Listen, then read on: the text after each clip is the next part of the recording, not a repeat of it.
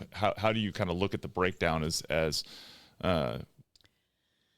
For me, I think just leading sales teams and listening to how they start their mornings from my experience, I think the two that they do probably the most is probably exercise and maybe read like a devotional or a self-help book. Those are probably the two that they often do, but I don't think the majority do silence. I don't think they do affirmations. Very few probably do visualization. And then scribing and writing, maybe 50%, but I would say those people practice 2 of the 6, which is why there's only 1%. But I mean, if I'm being honest, it's a lot. And even, us 3 sitting here, we don't do a lot of them. Like, seriously. No. Do we really do them right, or do we just kind of wing it? And I think... I can't say that I do the silence and meditating. Right. I don't think any of us do it intentionally like that, all 6, right? You don't I'm going to be more intentional in 2026, I think.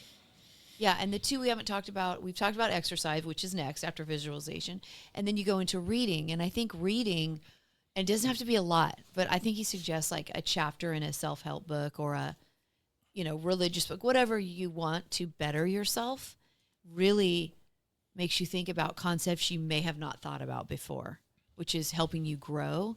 And if you're growing, that's where you want to be always on a daily basis. And I think that I'm guilty of not doing the reading very often. And I think there's a lot of aspects to it. Partially, to me, I think in today's day and age, the reading can be substituted with even like obviously audiobooks, or it's absorbing other ideas. It's not social media. Exactly. Not some people do that. It isn't, as much as we promote it, right? It's not. It isn't. Not scrolling. Unless you identify with some accounts that are intentionally designed to help people with ideas like this. Yeah. To me, the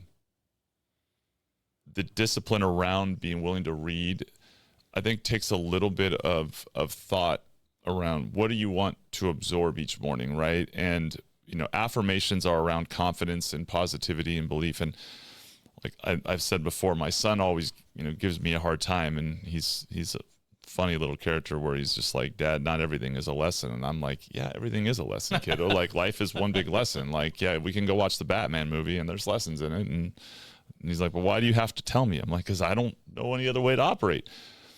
But in reading, what are you trying to take away? I think some people start their days and their reading maybe isn't as well thought out about what will help them, right? Like for me, what helps me is a very easy to read or very easy to listen, thought-provoking idea that inspires me. That gets me off and running. But if I get too detailed too early, it might have the opposite effect. But I'm curious what your take is on that. So I love a devotional book because it really resets your day, but also like incorporating like the compound effect, the slight edge. Those are books where you could just read one chapter and get so much from it to really apply and execute in your daily practices. And those are 2 of my favorites, by the way.